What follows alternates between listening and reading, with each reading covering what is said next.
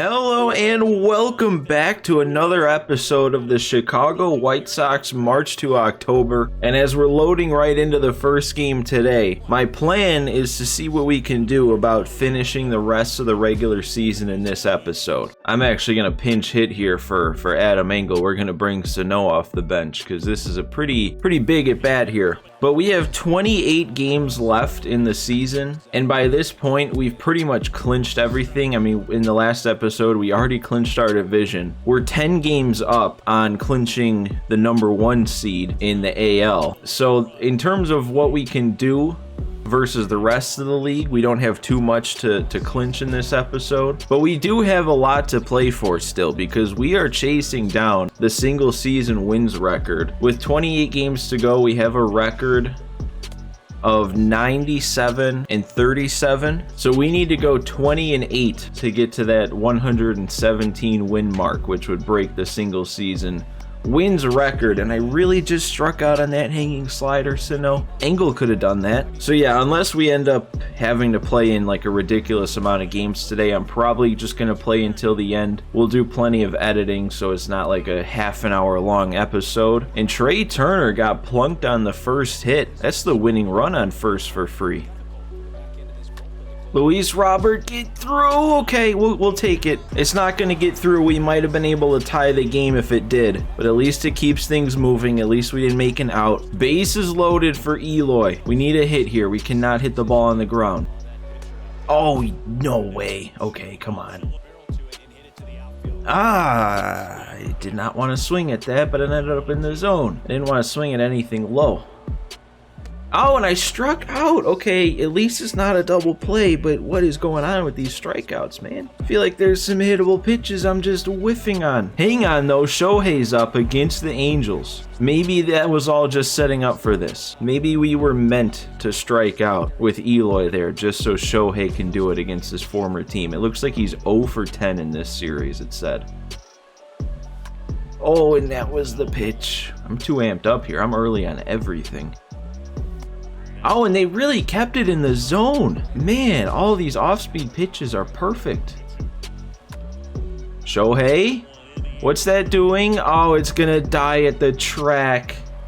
Oh, no, that was that not a really good swing? Come on, man. Weighted back on the slider that kind of hung, got the whole PCI on it for the most part. Well, that's a crappy way to start this push to try and break the all-time wins record because now we have to go 20 and 7 to get there. Now it's just that little bit tougher, and we would have gotten a lot of momentum if we won that game. But now instead, we're going to lose a little bit of momentum, making it even more difficult to rack up a bunch of wins. That's probably only good for 1 or 2 if we're lucky. What do we got here against Cleveland? Okay, we're just losing now. This the hopes at this single season wins record is fading really fast. We do have a pretty big chance here to maybe right the ship a little bit. We get a chance at a player lock with Dylan Cease to finish a no-hitter, and like the 1 or 2 times that I've actually been able to close out a no-hitter before, you get a lot of momentum, which hopefully would mean a lot of wins. So this is actually pretty big. One stat that I wanted to point out, which it looks like it changed now because his ERA is a little bit higher. So yeah, that actually ruins it a lot. But going into this episode, I did a calculation of what Kopech had done since moving him to the pen. And at that point, I think he was at 108 innings, which means he threw 42 innings out of the bullpen by that point. And in his bullpen innings, he had a even 3 ERA. So, I mean, I wouldn't say he was elite or anything with a 3 ERA, but compared to what he was doing as a starter, which was like a 5.5 ERA, that's a major improvement. So we're seeing the benefits of moving him to the bullpen, even if he seems like he's had a rough couple outings in his last couple. Just something I wanted to point out real quick, though. Let's get into Dylan Cease here. He's got 11 strikeouts and 1 walk through 6. That actually might mean he's got way too many pitches thrown. Let's see. No, he's got like half his energy left. 83 pitches. That's getting up there, but the energy bar would show that we've got plenty of a chance to finish this. We did see that it said Cease walked a guy as we were loading in. So we don't have to... Okay, I got worried for a second, but we got a guy there. But we don't have to be concerned with throwing a perfect game. We've already given up that walk, so I can try and get some chases here if there's anybody that comes up that I'm scared of throwing a strike to. Ooh, okay. Could have used a strike call there. Ah, dude, come on, Cease. Hit your spot. He's not hitting that fastball up in it. Let's just go right back to it. Okay, never mind. He was ready for it. If he takes this, whatever. Okay, he took it. That was just one of those at-bats, man. They're going to take any pitch off the zone, and anything near the zone that could have been called a strike was getting fouled off. Okay, that's hit pretty weak. It always makes me nervous when they turn on a fastball up and in like that, but he didn't hit that too hard. Alright, and we got a strikeout on the change. We're up to like 100 pitches through 7. But we know how this game is. They like to leave you in during player locks. I feel like we're going to get left in until something happens. We're going to get the chance to do this, I bet, one way or another. And technically, he still has a lot of energy left on his energy meter. That's gonna be a hit. Yep, you could tell off the bat. I didn't feel it, guys. I'll be honest. That first inning, there was way too many good swings and good takes that it didn't feel like one of those dominant outings where you were gonna make everybody miss and not allow anything. They're leaving him in, though. They're leaving us in here for the player lock. And there we go, another strikeout. You never know. I feel like I still haven't gotten it down to realize what you can get out of one of these player locks when they want you to throw a no-hitter, but you blow it. So I feel like usually they don't give you too much credit, even if you end up throwing a complete game strikeout or a complete game shutout with like 17 strikeouts. What even was that? How did he hit that like that? What in the ranked seasons was that hit? Late on a change in the dirt? And that was a line drive base hit to right field? Okay, you know what? I'm ready to call it now. Couple perfect releases in a row, just missing. And Miles Straw isn't going to swing at it. Is that an... Okay. Oh, I thought he at least made the play. Actually, hang on. Who is that playing second here? Because I just realized we are in September, and that kind of looked like... Oh, no, it was Kiner Falefa. Okay. For a second, I thought that might have been like Romy Gonzalez. I wonder if we did have any September call-up. I'm sure we did, because I think that kind of happens by default. We'll have to check on that after this game. All right, we got our grounder. That should be 2. And it is 2. I wasn't sure. Our Cease wouldn't stop running even though Sano was covering. Alright, well, we got out of the 8th with nothing allowed, and they're leaving him in, giving us the chance at a complete game shutout still. Naylor, yeah, they are just... It's a hit parade now. Collins, again, going back to his ways of not blocking it well enough. And now the grounder to short isn't a double play. Yep, seems about right. We can still finish this off though, man. Let's finish this complete game shutout. Okay, yep. Left me in a little bit too long there, game. This is, I mean, it's crazy. I feel like I've said this so many times, but like the first 2 seasons, generally pitching, I feel like I could just come in, be like, all right, we'll throw a bunch of clean innings here. Not gonna have to worry about too much. But I swear, this 3rd season, man, it's like every at bat, no matter who's at the plate, you gotta just be on your best game, not make any mistakes. And even if you do throw a really good breaking pitch that just misses the zone, they won't chase. If you catch them off guard with the heat, they'll foul it off. And this was just, I don't know, this was just that to the extreme in this attempt with Cease. I'm assuming we are going to hold on to win this game, right? Yeah, those were the only 2 runs allowed. I doubt we're really going to get much. Yeah, we don't even get a plus for Cease, but we get 1 fireball for momentum. All right, now let's see what happens in this next set of simulations. We can't really lose too many more games here. I should have been keeping count. I think we lost 2 earlier. Now we're losing another one. We can only lose 8 total. and there might be 4 and 5. We got to have a really strong last couple of weeks here to have any chance at this. Yeah, no, we actually only have 2 more losses to spare, because the second we get to 46 losses, the most wins we can get is 116, which would tie the record. We're also competing against us from last year, because we got 114, I think. We do have a September call-up. Colson Montgomery is back up here. I don't really have a way of knowing if he's played or anything yet. And pitching, of course, Dylan Bundy got called up. One way or another, he was going to see the MLB this year, wasn't he? And you know what's going to happen now? It happened last year where I think Yermin got called up in September, and then the CPU handled the playoff roster and they left Yermin on there.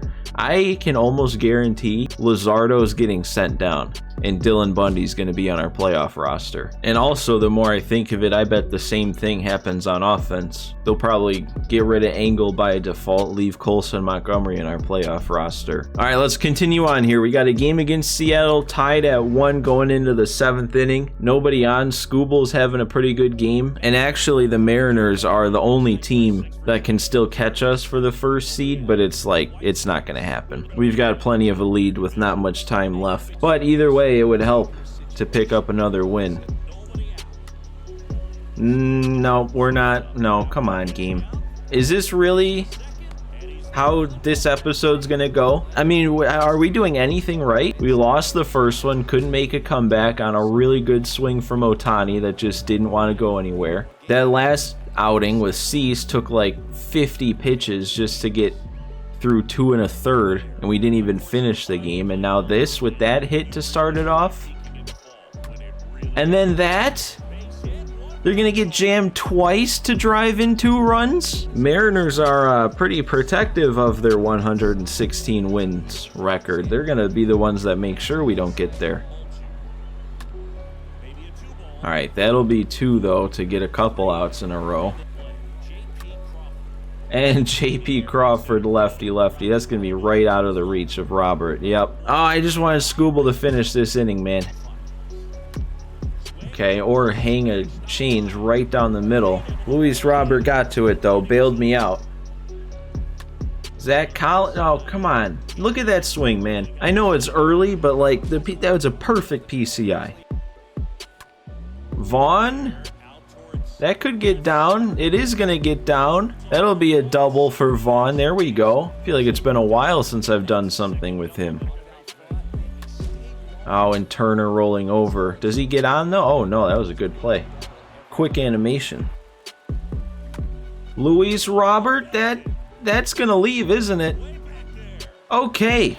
Right away, get those 2 runs back and I'll get them just as cheaply as they did. I know we all saw that PCI. That ball was not hit well, but I guess Luis Robert is just too good. Eloy, that's going to drop in. We're going to try and take the lead right here in this inning. Ooh, and that's going to knock their starter out with Shohei coming in. They don't realize Shohei's better lefty now. Shohei, okay. That's not the big hit, but it'll keep it going. 2 on with 2 out. Runner in scoring position. But it's got to be Sheets lefty, which isn't as good of a matchup. Okay, 3-0 to Sheets. Please, by all means, walk him with TA coming up next. Oh, they did. They actually walked Sheets lefty on 4 straight. So now they have to face Tim Anderson with a lefty. And he destroys lefties this year. His power is up to like 80 against lefties. Oh, that broke a little bit more. Or I waited back a little bit. That could have been it. Oh, and that was it. Oh no. They were handing it to me. I have never gotten handed something more clearly than that, and I blew it. Okay, well, we can't be too upset. We still tied at that inning. We're in a good spot to win this. Let's get Crochet in here to hopefully keep it where it's at. Also kind of trying to get his numbers down. 1 pitch, 1 out there to Vaughn's a good way to start it. Oh, and we got Kelnick down swinging. There we go. That's how a Garrett Crochet inning is supposed to go. Let's just push a run across here so we can get Hendricks to save it. Not have to worry about going to extras or anything like that. All right, that's getting through. I thought he might snag it there on the mound. Okay, that's getting down. It still ended up good. That was another terrible swing. I'll take the cheese going my way, though. Okay, they're leaving the lefty in for Vaughn, who's already having a good day. This could be big for Vaughn to get this big hit here. Okay, well, instead, Vaughn's just going to walk. Bases loaded again. Nobody out, though, this time. And are they actually leaving this guy in? Give him a chance. Oh, I'm really going to blow it. Stop it. Come on. Take those. Those are 2 balls. Turner! That's going to have to do it. It is going to do it. And they didn't even get him at third. Wow, okay. So everyone's safe on that liner that hit off his glove. Oh, and he actually got me to pop it up. That's not going to do anything. Eloy, of course. I saw that coming the second Luis Robert popped it up. We had the bases loaded with nobody out. Only got the 1 run across. Nobody wanted to get the big hit. All right, I mean, at least we got ourselves a lead, but could you imagine how many more runs we should have this game? Bases loaded for TA where I whiffed on that hanging slider, and then bases loaded with nobody out last inning. We should be up like 10-3 at this point. There we go, Liam, I like that. Quick strikeout for the first out. All right, we'll take it. I kind of hung that slider, but he got under it. Wow, I didn't even notice this, but the Mariners have ended up with Colton Wong in this too. I don't know how long he's been on there, but it's kind of funny after they traded for him in real life this offseason. And there we go, Liam Hendricks, pretty stress-free save there. He's still not as dominant though, like that second at bat. He did hit a couple foul balls, took a couple good pitches. I just want Liam, you know, to come up and mow him down like he used to. But a 3-up, 3-down inning, you can't really ask for too much more. All right, we did get a decent amount of momentum from that. We get all 3 that they told us we would. Do we have any chance of salvaging this record? We got to go on a massive winning streak here, and we're going to lose another game. So it's looking even worse. I think we only have 1 more game left that we can lose to keep the dream alive. And there it is. It's over. We might just be simming all the way to the end here.